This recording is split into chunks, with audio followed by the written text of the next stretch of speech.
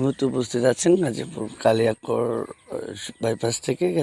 গাজীপুর কালিয়াকৈর বাইপাসে আমরা ভোরবেলা যে দেখতে পেরেছি হালকা একটু জ্যাম আমাদের চোখে পড়ার মতন। সেই জ্যামে সাধারণ যারা মানুষগুলো যে নারীর টানে যারা বাড়ি ফিরছেন তাদের সাথে কথা বলতে জানতে পেরেছি যে আগামীকালকে যে জ্যামের চেয়ে কিন্তু আজকে জ্যামটি খুবই কম। আমরা যে আমাদের টাঙ্গাইল যে বাইপাসের যে প্রতিনিধি ছিলেন সেই প্রতিনিধির সাথে আমরা কন্ট্যাক্ট করতে জানতে পেরেছি সেই মেয়ে কিন্তু ওখানে কিন্তু ধীরগতি যে গাড়িগুলো আছেন যে মেয়ের কিন্তু ওখানেও কিন্তু ধীরগতিতে আছেন। আর আজকে আমরা জানতে পেরেছি আজকে সারাদিনের ভেতরে কিন্তু এই যানজটটা কিন্তু আর চোখে পড়ার মতো না। আজকে এবার আগামীকালকে ঈদুল ফিতর আছে, সেই ক্ষেত্রে কিন্তু আজকে এইটুকু সর্বশেষ যে মানুষের যে আনাগোনা আছে সেটা কিন্তু চোখে পড়ার মতন থাকবে।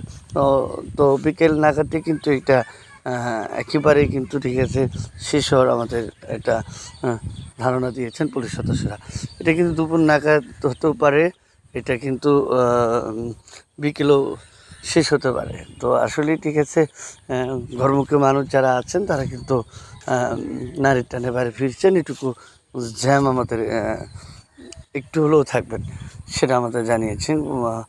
তো আরেকটি বিষয়টা আমরা আপনাদের একটু অবগত হয়ে যাই যে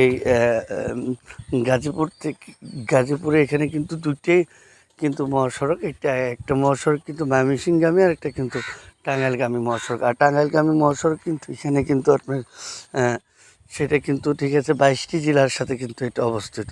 সেই 22টি জেলার সাথে অবস্থিত হলেও কিন্তু এখানে একটু জ্যামজট কিন্তু বেশি থাকে। আর কিন্তু গাজীপুর চৌরাস্তা কিন্তু জ্যামজটটা আমাদের চোখে পড়ার মতন দেখি নেই আমরা। তো আমাদের কাছে এই ছিল সর্বশেষ তথ্য গাজীপুর থেকে, কালিয়াকৈর থেকে শাকিল আহমেদ, দৈনিক ডাকবেলা, ঢাকা।